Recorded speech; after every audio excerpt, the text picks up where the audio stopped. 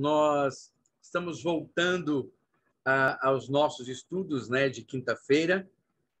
Tivemos aí durante esse mês de julho uma pausa, estamos retornando agora, né, nessa semana de agosto, segunda semana de agosto, a gente está voltando. E eu escolhi um tema que sempre ocupa o meu coração, e a gente vê tantas coisas acontecendo, e é algo que sempre está em voga. Esse tema que nós vamos abordar é adoração, né? A música, adoração e louvor. A música, adoração e louvor. É um tema que vira, mexe, sempre ele está em voga, porque sempre está surgindo coisas novas, sempre está acontecendo. Vamos falar, existem conflitos, existem brigas, existem dúvidas, existem tantas coisas relacionadas à música, adoração e louvor, que a gente quer realmente, a gente precisa falar um pouco sobre isso, porque eu acredito que nós, como igreja, nós, como povo de Deus, nós precisamos entender e sabemos realmente o que é verdadeiramente adoração, né? O que é adoração? Por que a gente vai falar primeiro dessa questão? Porque a gente coloca música, a gente coloca louvor, coloca adoração como sendo um estilo, algo que acontece no culto. E hoje a gente vê muito engano, muitas coisas erradas sendo passadas mediante a isso. Até mesmo, eu vou falar teologicamente falando, a gente vê muito engano em relação a essas coisas, né? A gente vê, por exemplo, nas músicas, a gente vai tratar sobre isso, existe um conflito muito grande, eu não sei se vocês concordam, mas sempre tem uma dúvida na cabeça das pessoas, especialmente dos crentes, até onde eu posso ouvir uma música que não é cristã, que não é sacra, ouvir uma música secular, ouvir uma música, né? Como aí as pessoas falam, uma música do mundo, né? Um dia uma pessoa vai me perguntar assim, pastor, a gente pode ouvir música do mundo? Aí eu falo, eu espero que sim, né? Porque toda música que eu ouço está no mundo, né?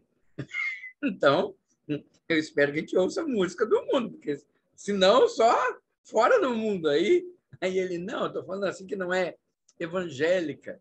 Aí eu falei, a gente vai falar um pouco sobre isso, porque são assuntos que sempre traz dúvidas no coração de alguns, traz posicionamentos, às vezes, muito radicais em algumas pessoas. Eu não tenho problema nenhum com isso, mas nós precisamos compreender realmente a raiz disso tudo para a gente chegar aonde a gente tem que chegar em relação ao que é a música, ao que é a adoração, o que é louvor, dentro daquilo que nós vivemos, dentro daquilo que a gente entende.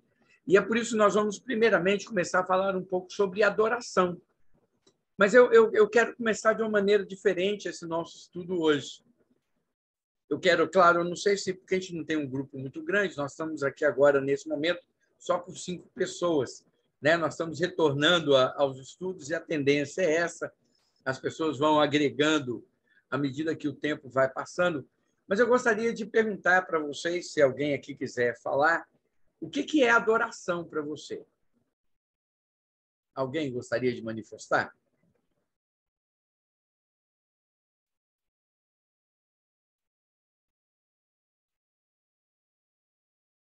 Ninguém quer se manifestar. Ok, sem problema, então. Então, nós vamos dar sequência nessa ideia. Por que eu gostaria de ouvir vocês sobre isso? Para que a gente entenda aquilo que cada um tem como visão do que é verdadeiramente adoração para si, né? O que é adoração para mim, o que é adoração individualmente para cada um de nós. E é muito importante nós sabermos isso e definirmos isso para a gente poder entender aquilo que a Bíblia fala sobre adoração. Porque tudo que nós vamos falar dentro de uma base bíblica, dentro de um contexto bíblico. Nós vamos iniciar falando um pouco agora sobre adoração no Antigo Testamento. O que era adoração no Antigo Testamento? como que era, como que a gente vê isso lá dentro do Antigo Testamento. E é até bom ter o Mário aí, né? Porque o Mário estava fazendo hebraico lá, e as palavras que nós vamos ter aqui, as 3 primeiras palavras para adoração são em hebraico, e vocês vão descobrir que o meu sotaque, o meu hebraico é péssimo. Né? Então, qualquer socorro é bem-vindo nessa hora, né? Mas olha, no Antigo Testamento nós temos algumas palavras que descrevem o ato de adoração do povo de Deus. São palavras que descrevem o ato de adoração, o ato de adorar, ou seja, aquilo que as pessoas estão fazendo, porque adoração é o ato de adorar. A gente tem que entender isso, né? Adoração não é existe o ser adorado e o ato de adorar, que é a adoração. Então, quando nós adoramos alguma coisa ou alguém, nós estamos fazendo uma adoração, que é o ato de adorar. E uma das primeiras palavras que nós temos no hebraico para falar sobre adoração é sagad, sagad, que significa curvar-se ou obedecer. Desculpa. Essa é a palavra que define a adoração. A primeira palavra que nós temos no hebraico é sagad, curvar-se, obedecer. Essa palavra, ela expressa uma reverência absoluta manifestada diante de Deus e a submissão a Ele. É interessante isso. Ou seja, é você se curvar, é você se prostrar, é você ter uma reverência absoluta manifestada diante de Deus e a submissão a Ele. Só que essa palavra, ela é usada no Antigo Testamento não somente para falar da adoração ao Deus verdadeiro, como também ela fala da adoração a deuses diferentes. Entendeu? Ela nem sempre é usada ou se refere à adoração a Deus, a Jeová, ao Deus, né? Verdadeiro. Ela é usada de uma maneira geral. Ou seja, qualquer ser adorado, essa palavra poderia ser usada. E as pessoas, nós temos que entender isso, que eu fico, às vezes a gente fica ouvindo algumas canções, algumas posições, algumas pessoas falam, né? Ah, nós temos que ser verdadeiros adoradores. É verdade. Nós temos que ser verdadeiros adoradores do ser daquele que merece ser verdadeiramente adorado. Porque verdadeiros adoradores você vai encontrar em toda a sociedade, em toda a gama de pessoas. Por exemplo, os adoradores de Baal, eles eram verdadeiros adoradores. Não eram? Então, os adoradores de Baal são verdadeiros adoradores. Os adoradores de ídolos, de deuses vários, de tantas coisas místicas, eles são verdadeiros adoradores. Então, o problema não é só achar o verdadeiro adorador. É o verdadeiro adorador que adora a quem aquele que merece ser adorado, verdadeiramente merece ser adorado. E essa palavra sagata aqui, ela significa adoração nesse sentido. Existe uma outra palavra chamada abad, que significa servir. Olha só que interessante. Adoração no Antigo Testamento ela tem esse sinônimo. Olha, a primeira palavra é curvar-se, ou seja, se submeter, e obedecer. A adoração tem a ver com obediência. A segunda palavra, abad, significa servir. Servir, né? Adoração, então, não é somente um ato ritual. Não é simplesmente algo que você faz com gestos, de uma forma teatral, de uma forma ritualística. Não é vestir de uma roupa, não é levantar uma mão, não é nada disso. Né? Significa que o adorador, além de cultuar a Deus, ele está também disposto a servi-lo de coração. É essa a ideia dessa palavra. Que o adorador, ele não somente ele presta um culto, mas ele serve, ele serve. E é interessante que este verbo ele é usado também para descrever a idolatria no Antigo Testamento. Ele é usado para falar sobre a idolatria no Antigo Testamento. E em várias passagens do Antigo Testamento, ela se refere até muito à adoração a Baal. Porque nós temos que lembrar que os profetas de Baal realmente serviam a Baal, não só de uma forma ritualística, não só de uma forma cultural, mas eles serviam de fato. Olha que interessante, gente, quando a gente começa a até ver esses sinônimos de palavras, a gente começa a ver a questão hoje da adoração. Nós estamos falando do Antigo Testamento, mas quando você pega só o contexto das palavras, dessa palavra adoração, sagad, abad, que é curvar-se, obedecer, servir. Aí eu pergunto, até onde nós adoramos a Deus? Até onde nós nos submetemos, nós obedecemos e nós servimos? Ou nós fazemos apenas um teatro, apenas um rito, né? É nesse contexto, sabe, que nós vamos estar tratando de adoração, que nós vamos estar tratando de música, que nós vamos estar tratando de louvor. Por quê? Porque tem que ser mais do que simplesmente um culto. Não é simplesmente um culto, é muito mais do que isso. E esse termo, esse texto, Abade, ele foi usado lá em 2 Reis, capítulo 10, versículos 19 a 23, que diz assim: por isso, convoquem todos os profetas de Baal, todos os seus ministros e todos os seus sacerdotes. Ninguém deverá faltar, pois oferecerei um grande sacrifício a Baal. Quem não vier morrerá. Mas Jeú estava agindo traiçoeiramente a fim de exterminar os ministros de Baal. Então Jeú ordenou: convoque uma assembleia em honra de Baal, que foi feita em honra de Baal. Foi feita a proclamação e ele enviou mensageiros por todo Israel. Todos os ministros de Baal vieram, nenhum deles faltou. Eles se reuniram no templo de Baal, que ficou completamente lotado. E Jeú disse ao encarregado das vestes cultuais: traga os mantos para todos os ministros de Baal. E ele os trouxe. Depois Jeú entrou no templo com Jonadab, filho de Recabe, e disse aos ministros de Baal: olhem em volta e certifique-se de que nenhum servo de Baal, que nenhum servo do Senhor está aqui com vocês, mas somente ministros de Baal. Jeú, né, matou os profetas, os servos de Baal. Ele criou essa armadilha para trazê-los. E aqui, né, quando eu falo servos de Baal, exatamente traz essa conotação de adoradores de Baal. Quem eram esses homens? Quando ele fala, juntam todos aqueles que são servos de Baal, aqueles que trabalham, que vão prestar, ministros de Baal. Esses são chamados adoradores. No contexto da língua, são adoradores, ou seja, aqueles que prestam adoração a Baal, servem a ele.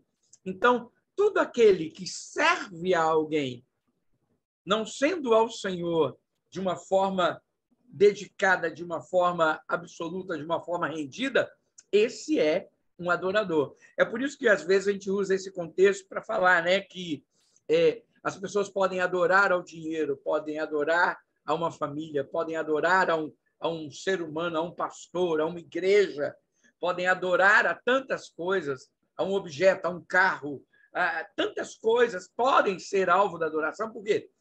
Porque as pessoas vivem para servir a essas pessoas, vivem a servir a esses objetos, vivem por eles. Então, isso é uma adoração.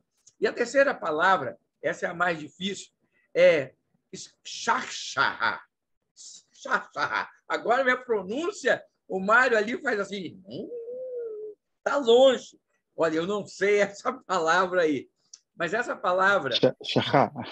Como? Shachar. Shachar. Aí, ó. Obrigado, Mário. Shachar. Shachar. Aí, valeu. Tá bom? O bom de ter universitários para a gente consultar durante o estudo é isso, né? Obrigado, Mário. Shachar. Então, olha só, essa palavra, shachar, no hebraico, significa curvar-se. Significa curvar-se. E essa palavra é comumente usada para descrever a adoração ao Deus verdadeiro.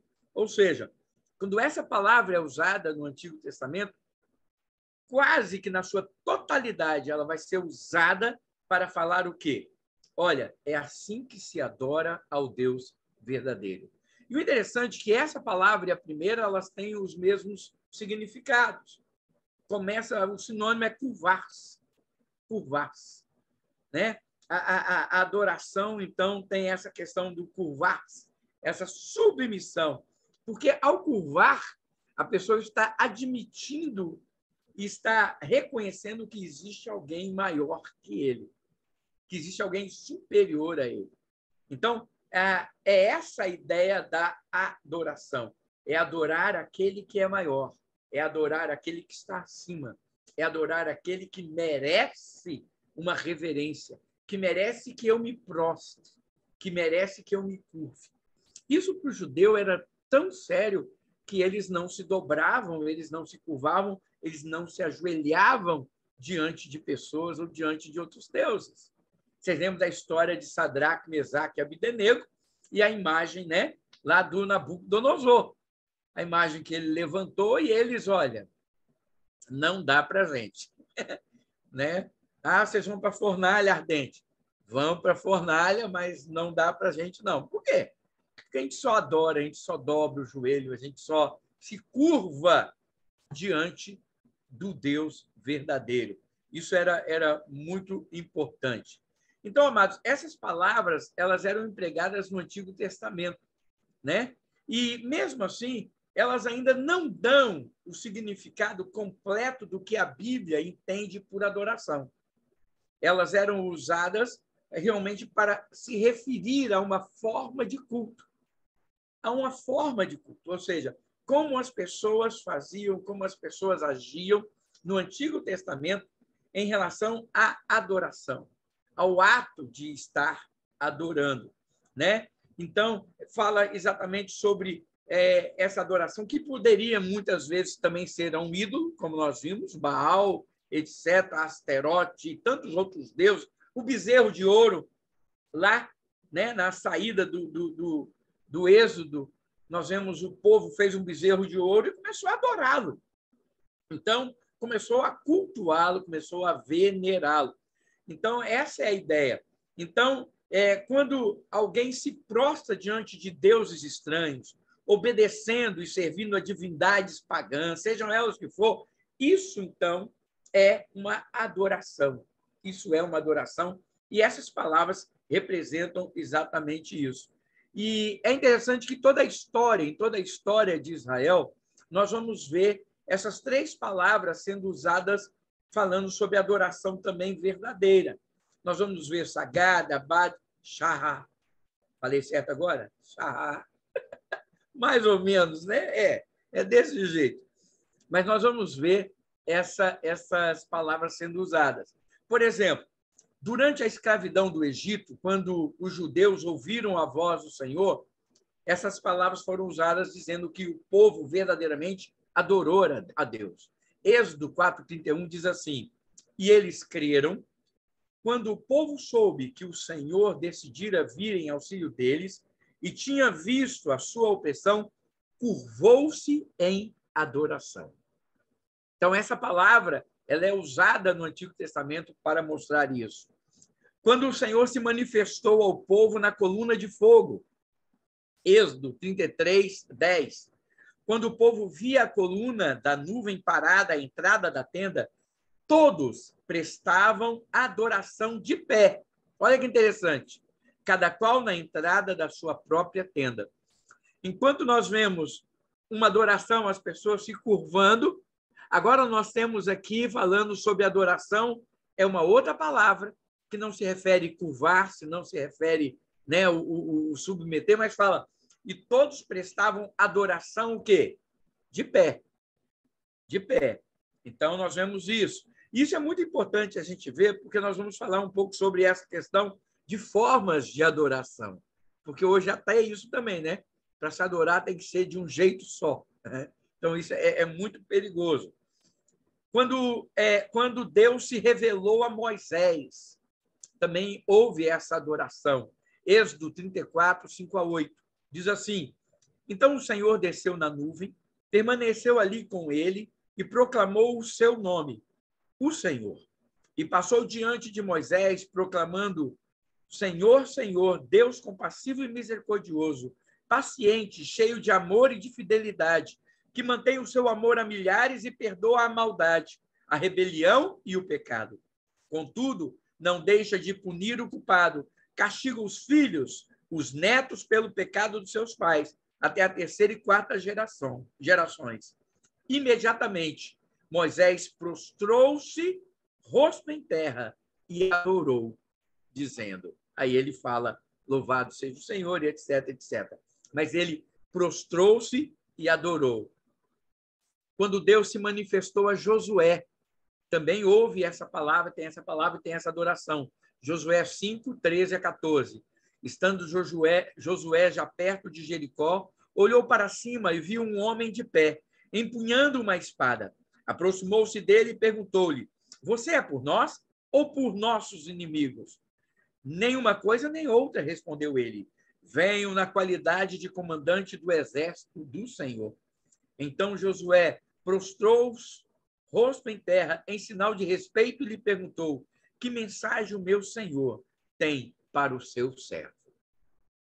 O interessante é que quando ele fala aqui, olha, venho na qualidade de comandante do exército do Senhor, essa é aquela teofania, é uma representação da pessoa de Jesus, é uma manifestação de Deus. Por quê? Porque anjos não recebiam adoração. Os judeus, né, os hebreus, eles não se prostravam diante de anjos. Então, esse aqui é o Senhor, é Deus se revelando a Josué e recebendo adoração, porque a Bíblia fala que ele se prostrou, rosto em terra. Essa palavra prostrou aqui, rosto em terra, no hebraico é adoração, é uma dessas três palavras.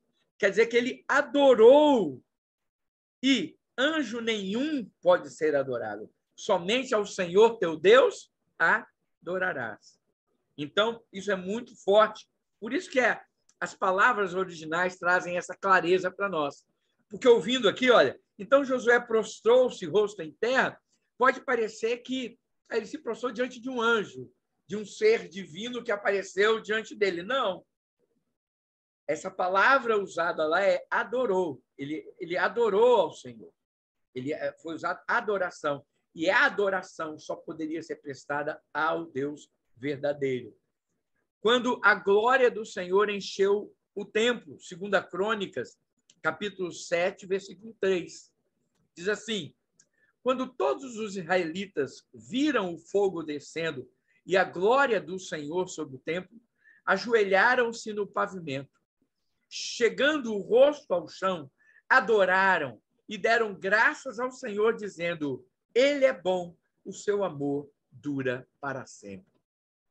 Então, nós temos no Antigo Testamento, tem vários, claro, temos outros textos, mas eu selecionei apenas esses, para falar sobre essas palavras que nós citamos logo no início do estudo, que elas aparecem em todo o contexto do Antigo Testamento, falando sobre adoração a Deus e como isso se dava e como isso acontecia. Então, irmãos, nós podemos entender uma coisa: adoração é uma reverente contemplação do Senhor. É interessante isso. Eu até gravei uma devocional sobre essa questão de temor. Existem dois significados para a palavra temor. Uma é medo e a outra é reverência. Uma é medo, a outra é reverência. E quando nós falamos em adoração, quer dizer que você tem uma reverente contemplação do Senhor. E é claro que muitas vezes essa reverência ela é acompanhada por uma postura física que expressa humildade. É por isso que a gente se ajoelha. Vocês já sentiram, não sei se já aconteceu com vocês, de vocês estarem orando assim e a presença do Senhor ser tão forte, que você não consegue ficar em pé nem de joelho, você se prostra no chão, você deita, sabe, com a cara no chão. Já aconteceu com vocês isso? É interessante isso. Isso acontece. Isso acontece quando a gente sente essa presença do Senhor, quando essa presença se manifesta aos nossos corações, a gente tem o maior prazer em fazer isso. Não é algo que é imposto, mas algo que naturalmente vem. Então, essa postura física que às vezes a gente mostra durante essa nossa adoração a Deus, ela se manifesta, às vezes, de mãos levantadas, não precisa ser de joelho, pode ser de pé, pode ser ajoelhado, pode ser deitado no chão, pode ser... Existem várias formas que elas manifestam essa humildade, expressam uma humildade no sentido de reconhecer a nossa pequeninez e uma submissão e o temor ao Senhor, por reconhecermos o quê? Que existe, estamos diante de alguém que é grande, que é supremo, que é magnífico, que é excelente. Então, essa adoração, então, ela acontece. E muitas vezes ela é acompanhada de uma postura física. Agora, nós devemos entender o seguinte, que o ato de adorar a Deus não exige uma postura pré-determinada nem lugares sagrados. Isso é muito importante. Isso é muito importante. Por quê? Porque adoração, irmãos, não é feito na igreja, não é feito em um lugar específico. Adoração se presta a Deus em todo lugar, em todo canto. Não é também uma postura física ou determinada que diz isso. Existem pessoas que acham que só adora ao Senhor quem está de joelhos, só adora ao Senhor quem está com a mão levantada, só adora ao Senhor quem está na igreja, só adora... Não! Eu até falei sobre isso, que adoração, outro dia eu estava pregando sobre isso, eu falei que nós somos adoradores porque nós somos templo. E não importa onde nós vamos estar, nós somos aquele lugar onde as pessoas vão contemplar Deus. Por que elas vão contemplar Deus em mim? Porque eu sou o local, eu sou o receptáculo da presença do Espírito, o lugar onde Deus é adorado. Então, adoração não é um lugar, é uma vida que você tem. Adoração não é realmente essa questão. Por isso que não pode se restringir a horários, a cultos, a dias especiais. Sabe? Adorar ao Senhor não está relacionado a um horário, a um local, a um dia. É dia de festa, é dia disso, dia daquilo. Então, a gente usa, é lógico que existem alguns jargões, existem algumas palavras que nós usamos dentro do contexto cristão, né? Venha adorar, né? Adoremos ao Senhor neste lugar. Então, a gente fala isso, mas a adoração a gente sabe que não está determinada e não pode se restringir a isso. E, olha, eu quero falar uma coisa muito séria aqui. Não é pelo fato de nós estarmos dentro de uma reunião, de um culto, onde há oração, música, louvor, que nós estamos necessariamente adorando ao Senhor. Não é. Não é pelo fato de a gente participar de um culto e ali tem oração? Tem oração. Tem música? Tem. Tem louvor? Tem. Tem pregação? Tem. Então, isso é adoração? Não. Não é adoração. Sabe? Essas coisas, irmãos, elas são frequentes e estão presentes no culto, sem que haja nela realmente o louvor, a música, a pregação, a oração. Essas coisas estão presentes no culto, sem que haja realmente nela elementos de adoração. Por quê? Porque muitas pessoas que não conhecem a Deus como Senhor das suas vidas, muitas pessoas que não experimentaram da salvação em Cristo, que não confessam a Jesus como Senhor dos seus corações, muitas dessas pessoas participam desses cultos, não é verdade? E elas sentem alegria, sentem e desfrutam de tudo aquilo que o culto está dando a elas? Tá.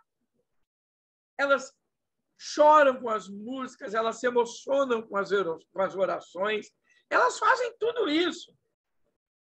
Então, não é o fato de participar de um culto que tenha essas coisas que realmente traz e diz que realmente está havendo uma verdadeira adoração. Muitas pessoas experimentam isso num culto evangélico, num culto que as pessoas vão participar, né? E tem gente que ama. Já perceberam que tem pessoas que amam cultos? Elas não... Ah, você recebe a Jesus, você é crente, você entregou seu coração a Jesus? Não. Ah, mas eu amo o louvor da igreja, eu gosto da pregação do pastor, eu gosto das orações que os irmãos fazem, aquilo me faz tão bem, aquilo... Ou seja, adoração, então, não quer dizer estar nessas coisas. Adoração, amados, é um privilégio, entendam isso. Adoração é um privilégio exclusivo. Isso é muito importante. Adoração é um privilégio exclusivo daqueles que conhecem a Deus intimamente e lhe obedecem a sua palavra. É por isso que a Bíblia fala que Deus, Jesus falou o seguinte, é chegado o tempo, é chegado o momento onde o Pai procura verdadeiros adoradores que o adorem. Olha, veja bem, a Bíblia não fala que Deus está procurando adoração. Adoração qualquer um pode dar. Adoração qualquer um pode dar a qualquer coisa. Qualquer um pode curvar, qualquer um pode servir, qualquer um pode fazer muita coisa a qualquer pessoa, a qualquer ser, a qualquer entidade, seja o que for. As pessoas podem fazer isso. Só que a Bíblia fala que Deus procura verdadeiros adoradores. Adoradores.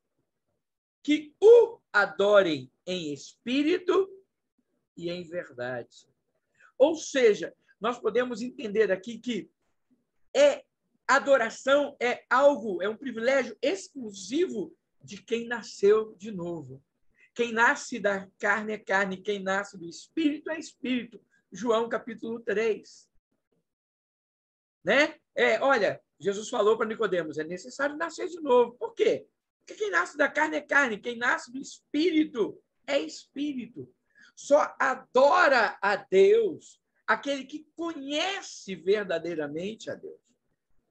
Então, não importa, e adoração não é um culto, não é um rito, não é algo que está acontecendo ali. Porque muitos participam de um culto, e eu vou falar, em um culto que nós fazemos, nós podemos ter pessoas ali que estão simplesmente participando de forma ritualística, de forma legalista, de forma, né, porque gosta, de forma emocional, se emocionam com a música, se emocionam com a palavra, se emocionam com as orações, se emocionam com o ambiente. E hoje isso é tão forte que nós vemos as igrejas trabalhando muito na questão emocional das pessoas. As igrejas, olha, entendo, igreja toda preta, fumaça, pastor falando é aquele fundo musical o tempo inteiro, poronom, poronom, poronom, sabe? Todo aquele jeito de falar, fala sentado, fala, sabe, envolvendo. Tudo isso é para levar as pessoas a um ápice emocional, de forma tal que elas confundam e passam a confundir que aquilo ali, o que elas estão fazendo é adoração, quando, na verdade, é só emoção. É só emoção.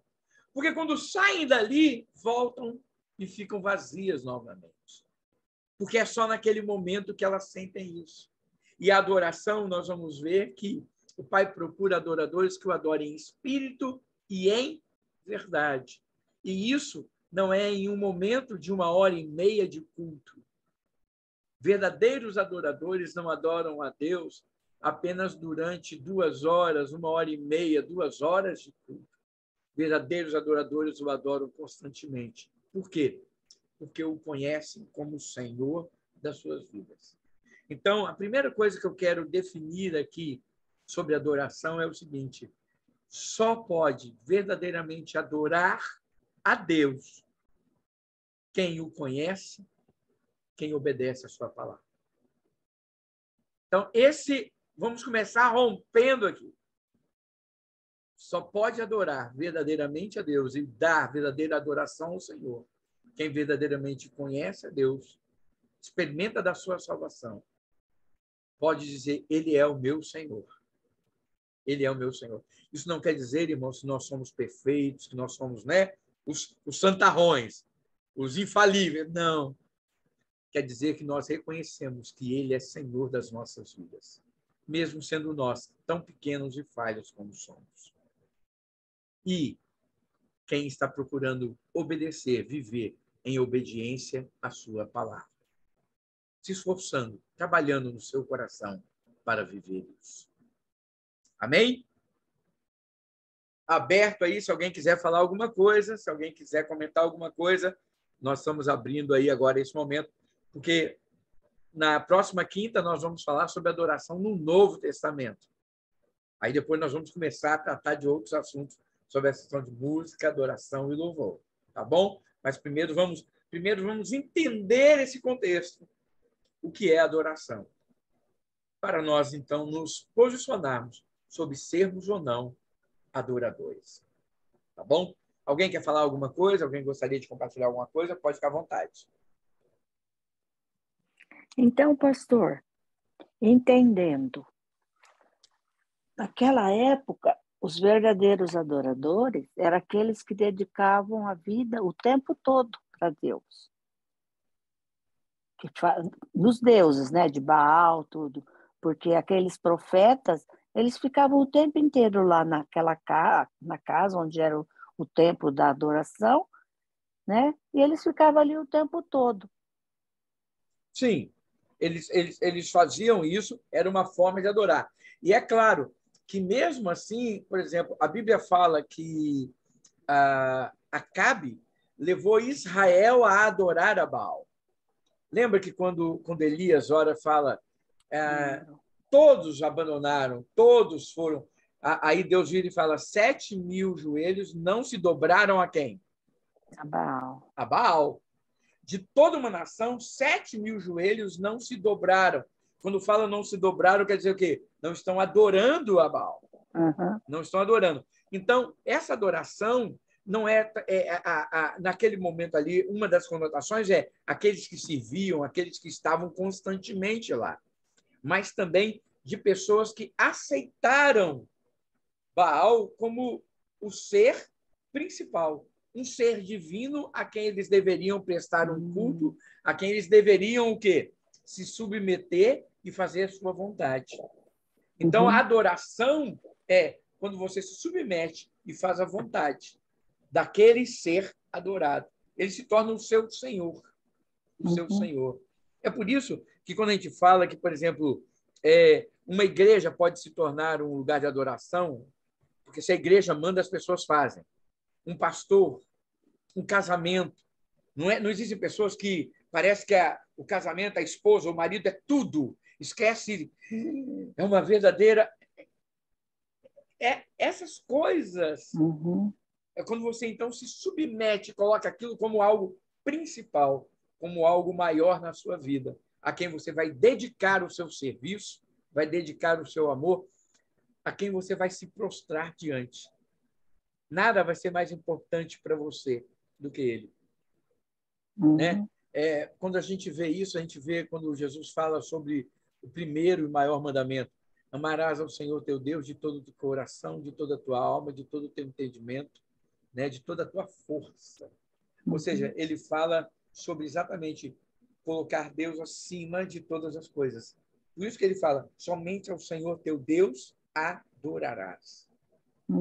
Somente a ele. Por quê? Se ele for esse a quem nós amamos acima de tudo, nós vamos adorá-lo, porque nós vamos conhecê-lo. Então, é nesse sentido que a adoração era feita. Beleza? Beleza, obrigada. Joia. Mais alguém quer falar alguma coisa? Muito bem. Não tendo ninguém mais a falar... Pode. Eu estava pensando por muito tempo, tu não acha que, como um grupo de louvor, nós precisamos mais tempo conjunto em oração? Sem dúvida nenhuma, Thomas. Nós precisamos, sim. Não só a cada um, mas conjunto como um grupo. Sem dúvida nenhuma. Eu acredito exatamente nisso. Eu acredito que, como grupo de louvor, como pessoas que participam do louvor, que trazem a música, que trazem aí eu vou falar, que trazem esse aspecto da adoração, porque a música e o louvor é apenas um aspecto, né? É uma faceta da adoração que a gente presta. Então, a gente precisa, com certeza, como grupo, ter mais tempo junto, mais tempo de... Não só alguns minutos antes do ensaio, mas... Sim, sim. Tirar tempo para orar juntos, para comungarmos, para falarmos, para abrirmos o nosso coração diante do Senhor. Eu vou falar uma coisa aqui que é muito importante. Quando a gente vive isso dentro dessa faceta do louvor e da adoração, né? Adoração, o louvor como uma faceta da adoração, a música como uma faceta da adoração, e a gente faz isso que você está falando, a gente ministra o coração um do outro, aquilo que Deus é para nós. A gente passa para o outro, a gente transmite para o outro quem é Deus para a gente. E isso é muito gostoso, porque a gente descobre facetas de Deus na vida dos nossos irmãos que nós ainda não conhecemos ou não experimentamos. É muito gostoso, porque aquilo te edifica, aquilo te forma e te leva a prestar um culto muito mais harmônico, muito mais sólido, né? É algo que a gente tem que trabalhar assim, viu, Thomas? É uma boa palavra para a gente refletir, e não somente refletir, a gente colocar em prática, né? Acho isso muito importante. Amém. Obrigado, viu, Thomas? Obrigado. Gente, não havendo então mais, né? Não sei se alguém mais quer falar, mas vamos orar então.